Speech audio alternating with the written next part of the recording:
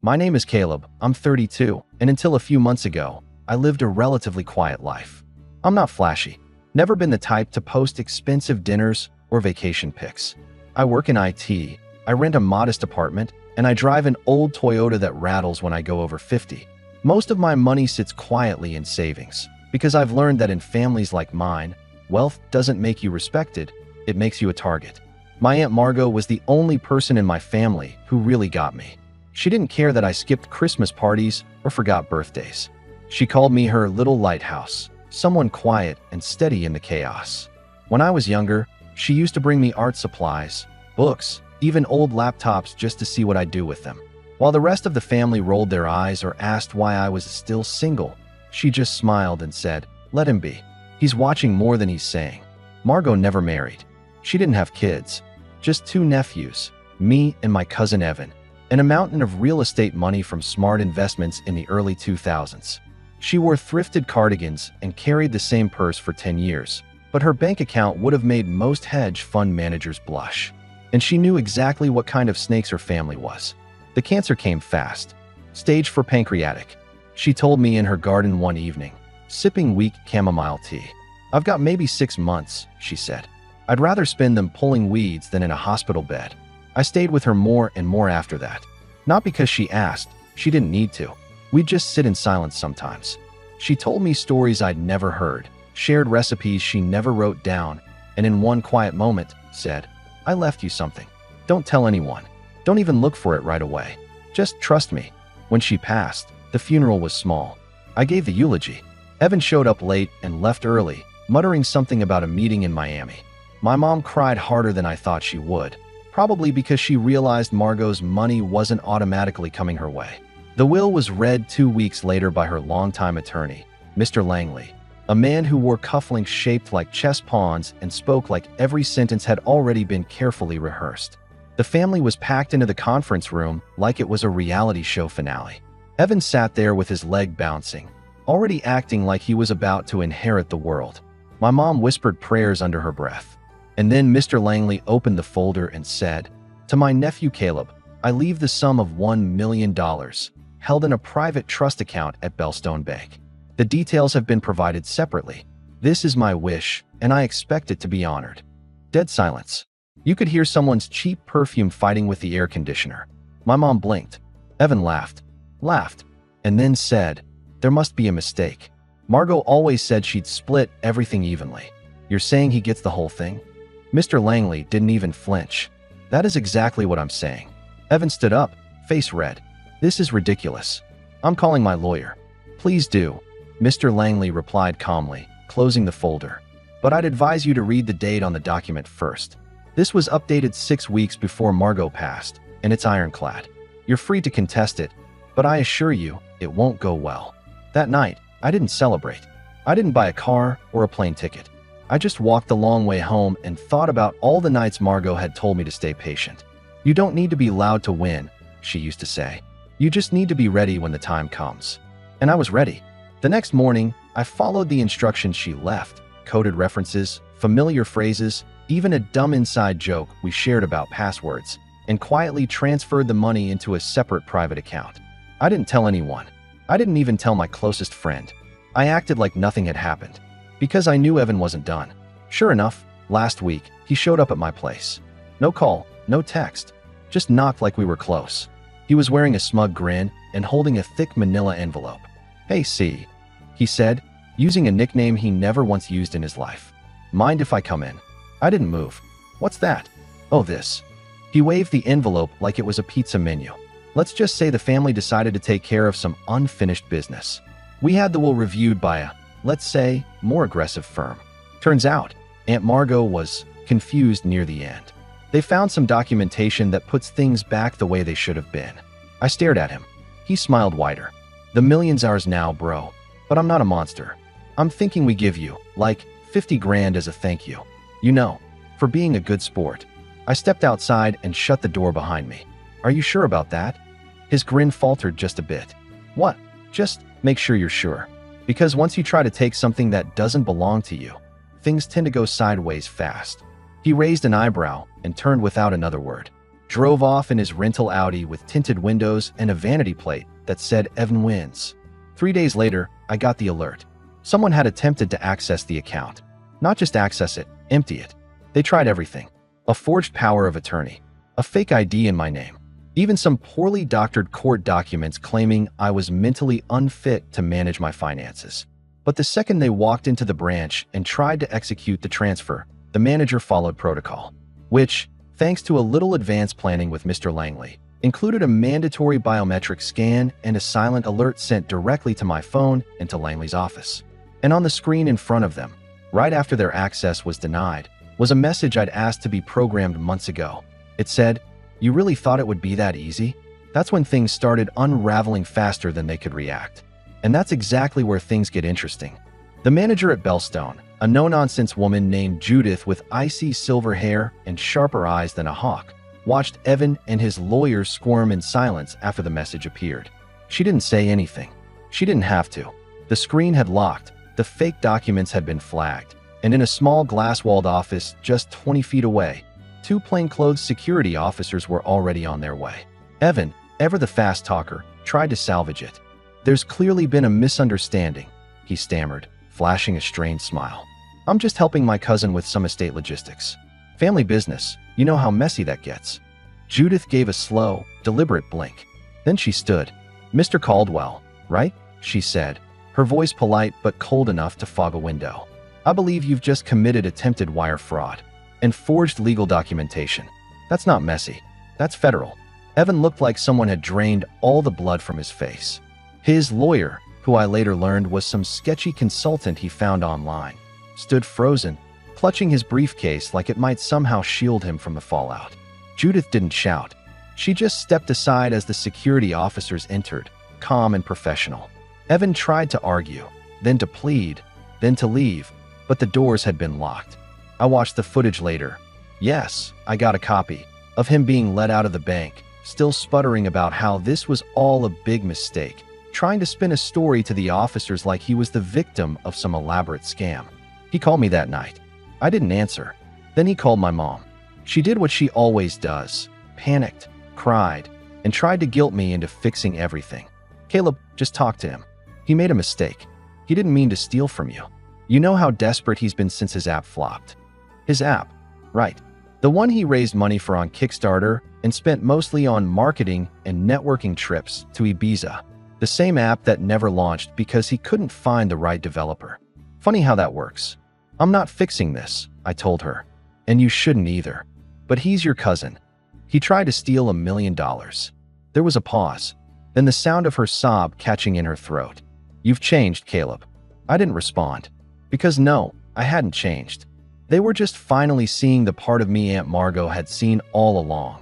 The part that didn't let people walk all over me. Didn't let family excuse betrayal. Over the next week, things spiraled. Fast. Evan was released pending investigation, but the charges were very real. Bellstone's legal team wasn't about to let it slide, and Mr. Langley had filed a cease and desist against Evan's so-called estate review team within 24 hours. Turns out, tampering with a deceased person's will is not just immoral, it's criminal. And in this case, it was being treated as attempted grand theft. My mom showed up at my door 3 days after the arrest. She looked tired. Her makeup was faded, her hair in a messy bun. She wasn't here to yell, for once. She just asked if we could talk. I let her in, made tea, sat across from her while she picked at a loose thread in her sleeve. "I didn't know he'd go that far," she said finally. "I did," I replied. She looked up, frowning. "Why didn't you say something? Why didn't you warn me?" "Because the last time I tried to warn you, you said I was jealous of Evan, that I should be more like him." She winced. "I didn't mean that. I was just, you've always been so quiet, Caleb. I didn't realize that I could take care of myself," I said, more sharply than I meant to. "That maybe Margot left me the money because I never expected it, because I didn't ask for it." Silence. She looked away, blinking quickly. "I'm sorry," she whispered. "I really am." I didn't respond right away, because part of me wanted to forgive her, and another part, one that had been ignored, overlooked, and brushed off for years, wasn't ready. And then she said something that threw me off completely. "Your aunt left you more than just the money, didn't she?" I froze. "What do you mean?" She shook her head slowly, like she was still working it out in her mind. When she was dying, I visited once. Just once. She barely spoke. But as I was leaving, she said, "He'll know what to do with it. He'll protect it." I thought she meant the money. But now I wonder. She reached into her purse and pulled out an old key, rusted at the edges, with a small purple tag that said, MH, third drawer. She told me to give this to you one day. Said you'd understand. I took it, heart racing. MH. Margot's house. The third drawer. I hadn't gone back since the funeral. I couldn't bring myself to. But now I had to. Because whatever was in that drawer, Margot meant for me to find it after all this. And something told me it wasn't just about money anymore. I barely slept that night. I must have turned the key over in my hands 100 times, trying to decode it like it was a puzzle. MH, third drawer. It was typical Margot, never one for grand gestures or long-winded letters. She believed in symbols, subtlety. She always said if something mattered, you'd feel it before you understood it. The next morning, I drove out to her house. She lived just outside the city in a brick one-story with ivy creeping along the side like nature was slowly hugging it to sleep. Everything about the place looked exactly as she left it. The wind chimes she'd hung from the porch still tinkled in the breeze. Her ceramic cat statues still lined the front windowsill like an odd little army. And the key fit perfectly into the back door lock, the one she always said only the people who matter should use. I stepped inside. The air smelled faintly of lavender and cedar, with just a whisper of dust. I didn't turn on the lights. I didn't need to. The sunlight streamed through the lace curtains just enough to guide me to the hallway where she kept her old roll-top desk. That desk had been with her forever, since long before I was born. I remembered being a kid, sneaking peeks at it while she wrote checks or drafted letters in perfect cursive. The third drawer down on the right was always locked. She used to pat it and say, "That one's for later." I guess later had finally come. I slipped the key into the lock. It clicked softly, like it had been waiting. I pulled the drawer open slowly. Inside was a leather folder, aged but well cared for. Beneath it, a flash drive in a labeled case. And under that, a photograph. It was of me, maybe 8 or 9 years old, sitting on the porch steps with Margot, both of us laughing at something just out of frame. On the back, in her looping handwriting, were the words, "You're the only one I ever trusted to see the whole board." I sat down in her old armchair, the folder resting on my knees, and opened it. Inside were bank statements, legal forms, and a single handwritten letter addressed to me. It started like this. "If you're reading this, Evan did exactly what I expected him to do." I paused, letting the words settle. Margot hadn't just predicted it, she'd planned for it. She'd seen him coming from miles away, and she knew I'd need more than money to survive what was coming.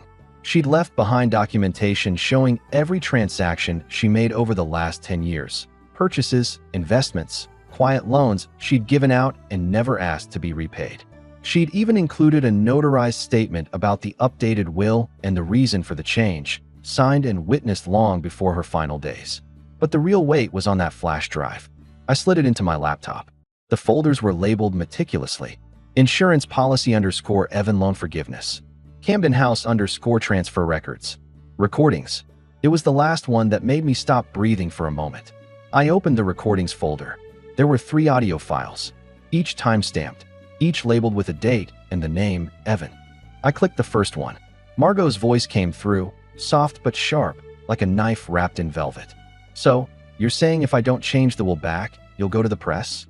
Then Evan's voice. Cocky. Familiar. "I'm saying this can all be easy, Andy. No drama. But come on. You and I both know Caleb won't know what to do with $1 million. Click. I shut the laptop. I sat there for a long time, hands shaking, staring at the screen. She had everything. Evidence of coercion, bribery, emotional manipulation. She hadn't just left me money. She'd left me the means to bury Evan if he ever tried to take it. But she hadn't done it herself. She'd left it to me, because she knew I'd wait until the exact right moment. And that moment was coming fast.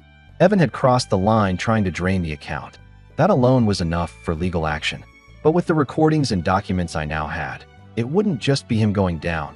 It could implicate his legal team, any bank employee who helped him, maybe even a few family members who signed off on forged documents thinking they'd never get caught. I packed everything back into the folder, locked the drawer again, and left the house without looking back. By the time I got home, there were 8 missed calls from Evan, 3 voicemails, all increasingly frantic. The last one, he He was almost whispering, "Caleb, we need to talk. Seriously, you don't understand what you're doing. This isn't just about money anymore. Please, call me back. I think I messed up." I stared at the phone for a long time. Then I opened my laptop, dragged the audio files into an encrypted backup folder, and forwarded a copy to Mr. Langley with a short message. "Activate the next step. Let them see what I've been holding." The next morning, everything started unraveling. I woke up to chaos. My phone was buzzing nonstop. Texts, calls, email alerts. Social media was lighting up too. My cousin Evan's name was trending locally, and not for anything good. Apparently, someone had leaked snippets of the recording from Margot's files to a small financial watchdog blog. It hadn't taken long for it to spread. The first clip? Evan smugly saying, "You and I both know Caleb won't know what to do with $1 million. The second? Margot asking coolly, "So you're threatening me?" It wasn't me who leaked it, by the way. I'd sent the recordings to Mr. Langley and asked him to handle it discreetly. He said, "Leave it to me." The man was like a chess grandmaster in a courtroom, quiet, calculated, and deadly with paperwork. By the time I finished my coffee, my cousin's world had begun to cave in. Apparently, his lawyer had panicked and turned on him immediately, offering up a statement to the police in exchange for immunity. Turns out, they'd used Margot's old letterhead, forged a signature from a scanned birthday card she'd once written, and claimed that she'd given Evan control of her accounts in her final days. Sloppy, arrogant, and completely traceable, Bellstone Bank had already flagged the entire incident. Their fraud department launched an internal investigation, and every bank Evan had ever worked with started quietly reviewing his past transactions. He had no idea just how deep the hole went.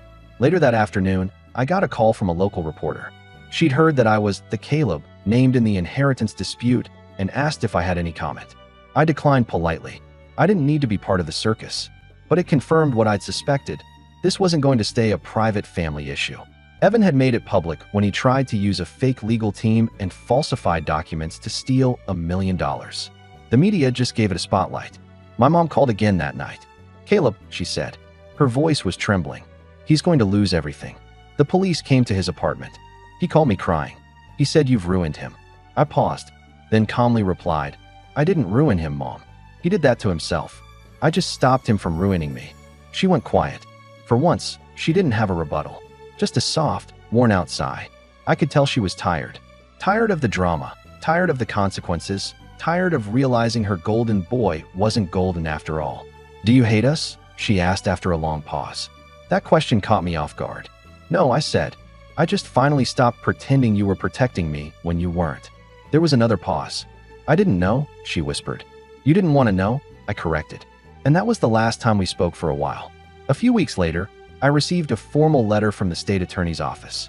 Evan had been formally charged with attempted fraud, forgery, and financial coercion. The DA wasn't playing around.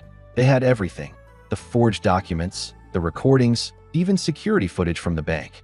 His plea deal involved house arrest, 5 years of probation, and mandatory restitution. But the real punishment wasn't legal. It was social. Evan's business contacts cut ties overnight. His app's startup investors, those few that hadn't already sued him, publicly announced their disassociation. He went from acting like a tech entrepreneur to selling his watch collection just to pay his attorney. His name was toxic. His reputation obliterated. Meanwhile, I sat quietly at the center of the storm. I didn't flaunt my victory. I didn't post vague status updates or passive-aggressive tweets. I just kept doing what I'd always done, working quietly, watching closely. I moved into a new apartment, modest but mine. I invested part of the money into a scholarship fund under Margot's name, specifically for students in underserved areas who wanted to study computer science. The rest I left untouched. I had no plans to blow through it. Margot didn't leave me that money so I could become someone else. She left it so I could stay who I was, without needing to beg for permission. About 3 months later, I returned to her house one last time. It had been cleaned, maintained, but untouched. Mr. Langley helped me transfer ownership smoothly. She'd left everything to me, including the house, her personal journals, and all the family photos she kept hidden from the rest of them. I walked through each room slowly, feeling the weight of her presence still clinging to the corners. In the living room, tucked behind a row of dusty mystery novels, I found a small, sealed envelope. On the front, in her handwriting, was just one word: if. I opened it. "Caleb, if you're reading this, Then you did what I expected, but not what I hoped. I hoped Evan would prove me wrong. I hoped your mother would finally see you for who you are. But if they didn't, I knew you'd be ready. You always saw the board. You always played the long game. You were never loud, but you were always listening. Don't let this make you cold. Don't let them turn you bitter. Keep your hands clean and your heart soft. And if you ever wonder why I left it all to you, it's because you were the only one who never asked. Love, Margot. I sat on the floor and cried. Not out of relief, not out of pride, but because I missed her. Because even after everything, all the drama and betrayal and revenge, I would have traded it all for one more quiet evening on her porch, sipping tea and watching the sun go down. In the end, I didn't destroy my cousin. He destroyed himself. All I did was hold up the mirror. And finally, he had to look. As for the rest of my family, they stayed distant. A few half-hearted texts over holidays, maybe a birthday message from my aunt asking how I was doing with all that money. But it never felt real. It never felt honest. And I was okay with that. Because for the first time in my life, I had something they couldn't touch: peace. And no amount of inheritance, manipulation, or fake smiles could ever buy that.